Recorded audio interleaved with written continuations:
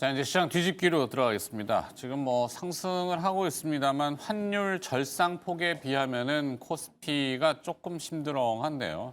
좀 힘을 내볼까요? 풀이가 정확해야 되겠죠. 자, 함께해 주실 두 분은 알파경제 김종효 이사와 DB증권 을지로금융센터 이영로 차장입니다. 안녕들 하세요. 안녕하십니까. 네. 자, 오늘은 뭐라 그래도 일단은 환율이 포커싱인데 타깃은 서학개미라고 칭해지는 대명사입니다. 네. 집 나간 며느리 돌아와라. 그만큼 먹었으면 됐지 않냐. 이제 국내 주식 세제 혜택 얘기들을 지금 하고 있는 것 같은데 일단 뭐 파악된 내용 혹시 정리. 예. 일단 뭐 이용료 수장부터. 예, 국내 이제 서학개미들 이분들 투자자를 이제 돌아오게 되면은 전용 계좌, 전용 계좌가 RIA 예. 계좌라고 하면서 뭐 해외 주식 양도세 비과세 전용 계좌라고 하는데 이거는 신설을 한답니다. 신설을 해가지고 5천만 원까지에 대한 양도 차익에 대해서 비과세를 해주겠다라는 부분인데 이거를 이제 해가지고 국내 그 계좌에다 넣어서 국내 주식을 1년간 유지를 하게 되면은 네. 그쪽에 대한 이제 양도 차익에 대한 거 비과세 부분에 대한 거 대략 한 5천만 원 정도 600만 원 정도에 대한 세금 감면 혜택이 존재를 한다고 하는 거죠. 그러면 10% 정도 수익 10% 정도 넘는 수익이 나는 산식이 좀 부분인데 복잡한데 뭐 일예로 들어 놨네요. 예를 들어서 1,750만 원어치를 환전해서 미국 주식을 사서 이익이 돼서 이게 5천만 원 가량이 되면은 원금 1,750만 원 빼고 3,250만 원의 차익에 대해서 네. 250만 원은 기본 공제해주고 3천만 원에 대해서 양도차익과세 20%를 매기잖아요. 네. 600만 원인데 네. 그거를 이제 미국 주식을 RIA 계좌로 옮겨서 팔면은 일단 달러를 팔아야 되니까 환율 내려가는 효과를 먼저 진짜 이게 모르겠다. 근데 아직까지는 정확하게 명확하게 설명되어 있는 부분들이 없는데요. 그 계좌에서 팔아야 되는 거지. 네. 판 돈을 갖다가 달러로 돼 있으니까 이 달러 부분을 갖다가 환전해서 이 계좌에 딱 넣어서 되는 건지 명확한 아직 파악이 안 되고 대부분 있어요. 증권사 명의로 나가는 통합 계좌 아닌가요? 옴니버스 계좌라고 네. 보통 얘기하는데 뭐 CFD 같은 것도 우리 그렇잖아요. 네. 이게 뭐 어쨌든 뭐 올해 팔았어요. 팔아가지고 양도소득세가 발생이 되는데 이거를 갖다가 그 금액만큼 환전을 해서 이쪽 계좌를 넣어서 그 혜택을 받을 수 있는 건지 아니면 이거를 자체를 종목을 갖다가 넣어서 매도를 해야 되는 건지 이런 부분들이 아직은 명확하지 않은 것 같은데 그리고 이제 계좌를 신설한다는 거지 않습니까? 네. 그러면 이 세부 사항이 아직도 정해지지 않은 부분들이 있어요. 이런 부분들이 뭐 쓰고 뭐 하면 계좌 개설할 때 엄청 복잡 페이퍼만 뭐 그렇죠. 뭐 공채 관건이잖아요. 이런 부분들에 대한 명확한 게 아직은 나오진 않았지만 다만 이제 이쪽을 해서 차액에 대해서 5천만 원 정도에 대한 차액에 대해서는 이거를 어쨌든 이 계좌를 넣게 되면은 세금을 감면을 해주겠다라는 네. 개념 부분으로 접근하시고 결국은 어쨌든 한번 이익 실현하시거나 이런 부분들이 있어야 될 것 같은 경우는 일부 자금에 대한 이걸 넣어서 그 정도에 대한 감면 혜택을 또 챙기는 것도 네. 나쁘진 않다고 봅니다. 네, 거기에 또 이제 환해지용으로 개인 선물환 매도를 열어주겠다. 네. 기존에 이제 달러원 선물은 있어요. 선물은 이제 매도하는 형태가 있는데 선물환을 또 열어주겠다 하고 그다음에 기업들이 해외 자회사가 받은 배당금을 송금할 때 이것도 약간 이거는 기존에 뭐 95%였던 걸 100%까지 확대해주겠다라는 네. 부분들인데 배당금에 대해서 그러니까 해외 자회사에서 투자했던 투자해서 배당금을 본사로 송금을 해줘야 되는데 이 송금 금액에 대한 세금 감면을 더 늘려주겠다라는 부분이니까 달러 갖고 들어와라 네. 뭐 이런 부분들인 거죠. 입금 불산임률 100% 상향. 용어 진짜 어렵죠. 입금 불산임률. 예, 법정도 그렇고 경제도 그렇고 한자어 혼용이기 때문에 뭐 그냥 이익 난 거 이제 과세 대상의 기준을 좀 올려주겠다 뭐 이런 거 같은데 자 뭐 이용로 차장의 파악 정도는 대충 알겠고 네. 김종인 이사 그럼 뭐 큰 그림을 보자면 결국 내년 가면 미국이랑 벌어졌던 금리 차도 줄어들고 그다음에 미국이랑 벌어졌던 성장률 차이도 줄어들 것이기 때문에 미국 성장률은 떨어지고 우리는 좀 올라가는 추세에 있으니까 지금처럼 극단적으로 갔던 이 환율의 움직임은 일단 진정될 가능성이 높은데 아무리 그렇게 얘기를 해도 성과가 나지 않다 보니까 구체적인 방법론들을 그동안 뒤에서 여차여차 짜서 네네네. 지금 하나씩 지금 실행하고 있는 것으로 보입니다. 뭐 이제 말씀해 주신 거 외에 또 말씀을 드리면은 대부분의 증권사들이 특히 이제 공격적으로 뒤늦게 미국 주식에 뛰어들었던 증권사들이 전부 뭘 하고 있었냐면 마케팅? 수수료 무료. 예, 아니, 마케팅도 마케팅이지만 수수료 무료를 내년까지 대부분 다 약속했거든요. 네. 이거 전부 지금 취소 중. 그러면 미국에서도 최근에 뭐 제가 알기로는 미국 그 좀 매매 활발하신 분들을 중심으로 해서 단기 매매를 굉장히 많이 하셨던 걸로 알고 있는데 네. 회전율이 높았던 분들은 수수료가 얼마 안 된다고 하더라도 이거 분명히 이제 회전을 많이 하는데 부담을 느낄 수 있는 상황이죠. 그래서 오늘 아침에 보니까 메리츠 증권도 이거 이제 포기하는 걸로 얘기가 네. 나온 상황이니까 그래서 이런 것들이 다 이제 누적이 되면서 오늘 한꺼번에 좀 내려가고 있는 상황. 그러니까 다만 조금 우려스러운 것은 뭔가 자꾸 연말에 좀 숫자를 맞춰 놓으려는 시도가 아닌가. 그러니까 너무 노출된 전략으로 좀 하고 있는 게 아닌가. 이런 우려가 좀 있습니다. 그래서 오늘 뭐 환율이 급격하게 내려가고 있는데 궁극적으로는 원화도 안정이 돼야 되겠지만 펀더멘탈적으로 내년에 가면 수급 요인으로서는 WGBI 같은 거 편입되면 네. 한 7, 80조 정도 자금이 유입된다라고 하는데 왜 이렇게 조바심을 내고 뭔가 숫자를 맞추려고 할까는 조금 부담스럽습니다. 그래서 이 단기 변동성 요인이 되지 않을까라는 좀 우려감은 있고 다만 이제 말씀드렸던 것처럼 큰 그림에서 보면 내년 넘어가면 금리 차 줄고 성장률 차 줄고 WGBI 편입되면서 전체적으로 좀 긍정적 요인이 있어서 저는 뭐 환율이 그렇게 뭐 극단적으로 뭐 1,500원 넘어가서 1,600원 가고 그런 양상은 없고 만약에 그런 양상이라면 11월 달 기준으로 외국인들의 채권 매수 잔액이 역대 최고를 기록할 리가 없잖아요. 네. 그래서 그런 부분들 살펴봤을 때 지금 환율과 관련된 과도한 우려는 필요 없지만 또 정부가 나서서 뭔가 이렇게 너무 기계적인 대책까지 하나하나 내놓는 것도 조금은 너무 나가는 것 아닌가라는 생각도 듭니다. 그렇죠. 뭐 해석하기 나름이죠. 이만큼 디테일을 얘기했으면은 더 다양한 카드들이 있으니까 시장의 이제 과도한 상승, 투기적인 또 달러 매수에 대한 경고 사인 이런 것도 분명히 포함이 되어 있겠죠. 그러니까 최근에 뭐 딜링룸 얘기를 들어보면은 네. 정부가 어느 정도 드러내놓고 1,450원의 연말 레벨을 맞추려고 환율. 하니까 이거 반대로 가야 된다라는 그런 시장의 분위기가 분명히 있었던 걸로 파악이 됩니다.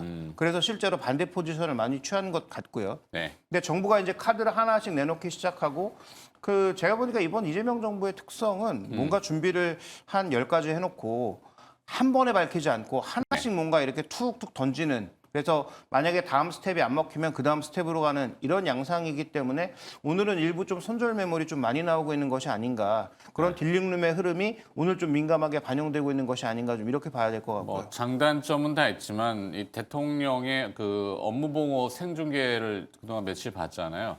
대통령이 워낙 능력이 출중하셔서 디테일을 잘 아세요. 공부를 많이 하시고 그거는 뭐 장점일 수도 있고 단점은 너무 세세한 것까지 다 간섭을 하니까 뭔가 조금 반향도 있을 수는 있겠다 싶긴 해서 조절을 잘 해야 되겠죠. 어찌됐건 당국은 지금 개입을 구두 개입 실시하고 실개입은 사실 얘기를 안 합니다. 뭐 어디서 어떻게 개입했는지 그건 패를 다 까는 거기 때문에 그렇죠. 실개입은 얘기 안 하고 항상 그래서 anywhere 아까도 오프닝에도 얘기했지만 anywhere be okay. be okay는 어딘가에 있어서 숨었다 등장하고 잘해요 걔네들. 이거 걔네들이 한다. 거기 아까 딜링룸 말씀하셨는데 잘합니다. 뭐 그렇게 우습게 볼 곳이 아니에요. 네. 저도 예전에 외환은행 계열에 있었기 때문에 잘 알아요. 환을 거래를 하셨습니다. 많이 했죠. 예. 많이 터지고 그리고 환을 조금 합니다. 네. 근데 뭐 어쨌든 그 세계 국채지수 편입에 대한 이 기대감 WGI도 보면 있고 또 예. MSCI 뭐 선진지수 그래서 선진국지수 편입에 그렇죠. 대한 거 이걸 일단 관찰 대상국 내년에 포함되고 뭐 진행이 되게 되면은 결국은 이렇게 되면은 해외의 글로벌 투자자들이 국내의 주식에 또 아니면은 채권이든 이쪽에서 들어옵니다. 그러면 이제 환율이 좀 이제 안정화되게 되면은 저는 또 이게 되면은 선순환 구조로 외국인들은 그러면 지금 빨리 들어왔을 때 환차익을 더 볼 수가 있기 때문에 또 추가적으로 더 들어오는 부분들이 나오지 않을까. 뭐 이거는 제 아니요. 뭐 디피니션이죠. 여기 또 이제 우스갯소리의 여담을 첨언하자면은 나중에 급하면은 국방부가 나섭니다. 뭐 예전에도 그랬어요. 예전에는 너무 환율이 절상이 많이 됐어요. 그러니까 조선중공업의 부활 시대가 있었어요. 그때는 조선업체, 중공업체들이 배를 수주하면 무조건 달러 선물안을 계속 때리는 거예요. 환율이 너무 절상이 빠르게 되다 보니까 그때마다 이제 국지적으로 약간 국방부가 좀 나선 우스갯소리예요. 네, 그렇게 한다는 건 아니에요. 근데 내년에 이제 WGBI 그 월드 거버넌스 번드 인덱스 세계 국채 지수와 MSCI 선진 지수의 우리나라 주식시장 인덱스가 편입을 목적으로 한다면은 컨트리 리스크라는 건 낮아져야 되잖아요. 그렇죠. 컨트리 리스크의 대표가 뭐예요? 우리는 남북 대치 상황인데 정부가 그래도 이번 정부에서는 상당히 유화적으로 물밑에서 많은 것들을 노력하고 있다 인정을 해주고 그게 낮아지면 환율은 자연스럽게 절상은 되겠죠. 근데 강제로 막 절상을 시키면 또 미국이 쳐다보고 있잖아요. 그렇죠. 뭐 하는 짓이지? 뭐 일단- 개입한다 그러면 또 피곤해요. 우리나라의 이게 지정학적 리스크 이거 예전에 외국인들을 봤을 때 미국, 중국 아니 북한하고 이거에 관계된 지정학적 리스크 부분은 올해 같은 경우가 이제 글로벌 파워 지수에 대한 그 국방 지수죠. 네. 이거에 대해서 우리가 5위까지 이렇게 치솟아 오르면서 외국인들도 이제 그걸 다 아는 부분들이 나와가지고요. 북한이 먼저 쳐들어올 가능성은 좀 많이 낮다라고 외국도 판단을 좀 하고 있는 거고 국방력 차이가 워낙 나니까 뭐 그런 그런 것도 부분들에 있고. 대해서 지정학적 리스크에 대한 것들은 많이 완화가 되고 있는 거 아닌가 좀 보여지고 있습니다. 네, 어찌됐건 전방위적인 카드들은 다 이제 동원이 되고 있고 그게 이제 뭐 해석하기 나름이지만 아까 말씀하신 대로 왜 저렇게 조급해하지? 이거보다는 그렇다고 가만히 있어? 뭐 뭔가 개입은 해야 되고 행동은 해야 되는데 약간 이제 좀 노련하게 시장에 전달을 잘 했으면 좋겠고 제가 오늘 우리 방송에 또 그런 역할을 또 해야 되니까 자 자연스럽게 일단 환율은 뭐 어찌됐건 너무 과도하게 쏠림에 대한 반대 방향으로 오늘 절상이 되는데 좀 깊이는 크다. 20원 떨어졌네요. 예. 뭐 옛날에 뭐 아까 김정은 아나운서 20원이나 하락했어요. 막 그랬는데 100원도 막 움직이고 그랬어요. 1년 전에 200원 치솟 100원 넘게 치솟았죠. 그 아픈 기억에 이게 12월 달에. 예, 그렇죠. 네. 3일 날. 네. 그거는 뭐 지나간 얘기니까. 자, 그러면 이 결국엔 돌아와요 부산항에 됐던 뭐 돌아와요 며느리가 됐던 여기에 이제 전어 냄새를 풍겨야 되는데 맛있는 전어를 구워야 될 거 아니에요. 네. 매력이 있잖아요, 분명히 지금 있죠. 너무 있죠. 우리 증시는 내년에 지금 반도체에 잡힌 이익이 현실화된다라고 하면 네. 지금 현재 트레일링으로는 뭐 12배 수준인데 만약에 지금 반도체 엄청날 것 이익이 같아요. 내년에 그대로 들어온다고 하면 지금도 10배가 안 되는 수준이니까 네. 그러면 글로벌 시장 대비해서 가장 싼 주식 시장임은 분명하기 때문에 그래서 여러 가지 이유로 놓고 봤을 때 적어도 뭐 반도체 두 종목에 대한 투자를 멈출 이유가 전혀 없죠.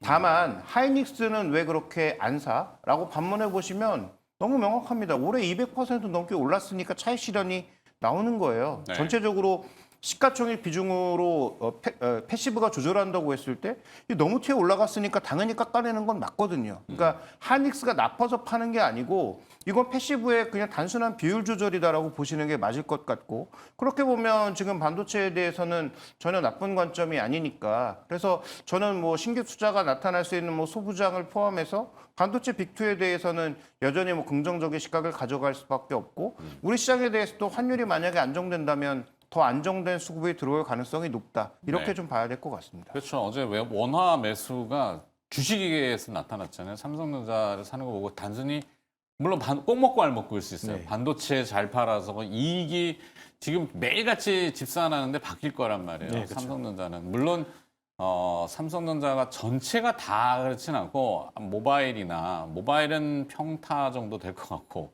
가전은 이제 골칫거리겠고 조금 그죠? 예, 가전 쪽은 좀 하고 그 대신 뭐 모바일 반도체 사업 부분에서 파운드리 사업이 적자 부분이었는데 이 부분이 이제 흑자로 돌아서는 부분들 네, 이런 부분들이 더 긍정적. 그리고 아까 말씀하셨던 것처럼 삼성전자, 하이닉스 두 회사의 내년도 영업이익 합산 금액이 200조 넘게 이렇게 200조 정도를 바라보고 있는 이 상황에서는 정말 좋죠. 뭐 걱정할 필요가 없는 상황인 것 같아요. 그리고 올해보다 거의 2배 이상에 대한 영업이익 두 회사 합산 2배 정도가 이렇게 나오는 부분들로 예상하고 있기 때문에 문제가 없을 것 같고 다만 이제 오늘 같이 이제 SK 하이닉스 같은 경우가 1% 나오면 이제 그 투자주의에 대한 지정 해소 요건이 네. 오늘은 올라가면 안 돼였었거든요. 오늘 올라가지 않아야지 26일 날 아, 투자 투경. 주의가 풀려가지고 되는데 올라가고 있어요. 1% 정도. 아. 올라가고 있기 때문에 투자주의는 해지가 안 될 가능성이 있다. 그 투자주의가 해제가 되면은 SK 하이닉스 같은 경우 뭐 다른 투자 주의의 신용이라든지 투자 경고예요. 주의 지금 주의로 알고 있는데 네. 어쨌든 그렇게 되게 되면은 신용 이게 안 되니까 네. 그래서 이제 레버리지를 일으키는 쪽에 대해서는 이게 투자가 이루어지지 않고 못하기 때문에 네.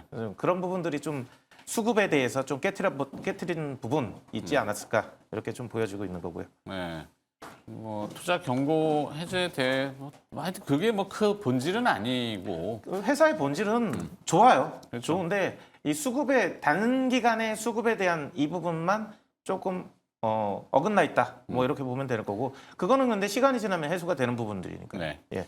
결국엔 또 이 IT와 AI 뭐 결국 며칠 지나면 크리스마스 이후에 이제 박싱데이 지나고 그러면 CES 얘기들 할 거 아니에요. 그렇죠. 삼성전자, SK하이닉스는 뭐 그렇다 쳐도 삼성전자는 CES에서 또 퍼포먼스를 보여줄 것 같은데. 네, 이번 CES는 아무래도 자율주행하고 로봇 쪽에 맞춰져 있는 것 같습니다. 그래서 뭐 다른 IT 기기들보다는 그쪽에 너무 지금 포커싱이 돼 있어서 네. 오히려 삼성전자는 저는 뭐 기대할 것도 없지만 우려할 것도 별로 없는데 지금 급등하고 있는 로봇주들 같은 경우에는 CES에서 뭐 의미 있는 성과나 뭐 이런 것들이 안 나오면 그때를 기점으로 우리가 JP모건 헬스케어 컨퍼런스를 예전에는 그 전에 사서 그 이후에도 주가가 발산하는 기회를 봤지만 한 2, 3년 전부터는 그 날부터 떨어지기 시작하잖아요. 그러면서 네. 쭉 뭐 한 두 달 새 밀리는데 로봇주도 지금 실체 없이 올라가는 게 너무 많아서 실제로 뭐 액추에이터 만든다고 하지만 액추에이터를 과연 어디에 공급할지도 결정되지 않은 종목군들이 급등하고 있는 게 너무 많아서 네. 오히려 CS를 중심으로는 약간 비중 조절도 좀 해야 되지 않을까? 그런 생각도 좀 더불어서 해야 될 것 같습니다. 네. 자, 또 뭐 반도체 하면 또 유리기판 얘기들 막 꺼내야 되는데 와, 차세대 반도체 부분에 대해서 제작을 하고 그렇게 되면 이제 고다층 부분이라든지 아니면은 이게 열을 발생 많이 나게 되기 알 때문에 건 다 알겠고. 예, 뭐 그런 부분들 때문에 유리기판에 대해서 이제 계속 유리판이 이야기가 갈 나오고 있는데 길이 뭐 김종인 회사도 잘 아시겠지만 너무 요원한데 그 TGV를 뚫어서 도금도 해야 되고 그럼 일일이 하다가 뭐 하나 구멍 하나 막 이게 수천 개의 구멍을 뚫어야 되는데 보이지도 않는 구멍이지만 쉽겠나요? 아니, 갈 길이 너무 멀다. 근데 지금 막 국내의 분위기는 뭐 당장 상용화나 뭐 차세대에 뭐 너무 막 김치국을 막 마시고 있는 것 같아가지고 좀 안 쓰. 테스트하고 뭐 진행되는 것들은 26년 말이라든지 뭐 27년 초쯤에 이제 본격적으로 나오지 않을까 네. 이렇게 보여지기 때문에 지금 현재로서는 물론 이제 미래를 놓고 본다라면은 뭐 유리기판도 좋은 부분들은 맞죠. 그래서 그거는 관심에 맞았어요. 두고 오케이. 지켜봐야 되는 영역. 자, 기업으로 가야겠습니다. 뭐 정리해야 되니까. 김종호 이사는 결국에는 아까 우리 환율 얘기했고 환율은 뭐 대충 마무리. 그다음에 그 중심에 돌아와요 매력도는 반도체가 중심이고 반도체 기업의 또 핵심은 기업들. 네, 그렇죠. 뭐 SK하이닉스나 뭐 삼성전자에서 뭐 여전히 동일한 말씀드리고 있고 SK하이닉스도 결국은 추가적인 증산을 할 수밖에 없잖아요. 27년도 증산하려면 내년에 투자해야 되거든요. 그러면서 테스트도 해야 되니까 그러면 뭐 주성엔지니어링, 유진테크 이런 기업들은 지금 뭐 11월 달부터 충분히 조정받고 있는데 저는 뭐 기회가 돌아오고 있다라고 보고 있습니다. 네. PSK, 유진테크, 주성엔지니어링 이렇게 군집을 주셨고 그다음에 예, 저 같은 경우는 혹시 뭐 기업 반도체 삼성전자? 아니 그렇죠. 근데 삼성전자보다는 어쨌든 또 하나의 섹터의 부분 이것도 지금 관심 갖고 봐야 되는 거. 로봇은 이제 대세로 가는 부분들이 많거든요. 생활 속에 로봇이 들어오고 공장에 로봇이 들어오고 인력을 대체하는 부분들 이런 부분들이 가는데 로봇에 대한 이런 부분들을 끊임없이 이제 지금 봐줘야 된다. 네. 그래서 저는 로봇 관련주로 현대차 그룹에 대한 이 부분을 좀 얘도 이제 로봇 기업으로서 보스턴 다이내믹은 테슬라가 지금은 이제 자동차, 전기차를 만드는 회사보다 로봇이라든지 우주 산업에 대한 이거를 프리미엄을 주듯이 우리나라의 현대차도 보스턴 다이나믹이라는 이 회사를 통해서 로봇 산업이 이제 본격적으로 나오고 플랫폼에 대한 로봇 자율주행 이런 부분들로 가면서 나오는 부분에서 현대차는 좀 나중에 올라갈 가능성이 있겠지만 그거에 대한 소프트웨어 쪽으로는 현대 예. 네. 오토에버, 현대 오토에버가 소프트웨어 쪽으로 그다음에 하드웨어 쪽으로는 현대모비스 뭐 이런 쪽에 대한 것들도 지속적으로 좀 관심을 가져봐야 되는 거 아닌가. 그리고 현대 오토에버 빼놓고 다른 회사들 같은 경우는 아직도 뭐 그렇게 비싸다고 생각은 안 들고 있기 때문에 예. 그리고 이거는 현대차 이제 자동차 회사가 아닌 플랫폼이나 로봇 기업으로도 이제 변신을 꾀하고 있는 그런 기업이다. 그렇게 좀 결국엔 현대차네요. 그죠? 현대모비스, 현대 오토에버 먼저 이쪽이 우선시 되고 있고요. 소프트웨어랑 하드웨어 쪽에 부품 공급되는 그다음에 현대차는 전체적인 플랫폼 기업의 주도주하는 CS에서 나오는 게 아틀라스인가? 네, 아틀라스에 예. 대한 기대감이 있죠. 넷플릭스 영화에 아틀라스가 있는데 보스턴 다이내믹에서 나온 아틀라스에 대한 시연 부분들 이런 부분들도 나오게 됐고 뭐 그다음에 이번에 스팟 그 로봇계 이거에 대한 매출액도 점차적으로 늘어나고 있는 상황이기 때문에 알겠습니다. 예. 자, 김종윤 이사는 반도체 기업들, 그다음에 이영로 차장은 약간 로봇 쪽으로 컨셉을 네. 잡으셨네요. 알파경제 김종효 이사와 DB증권 을지로 금융센터 이영로 차장이 또 수고를 해주셨습니다. 크리스마스 잘 보내시고요. 금요일 날 김종효 이사 뵙고 다음 주 뵐게요. 고맙습니다. 다음 주 안 안 나오네. 메리 크리스마스.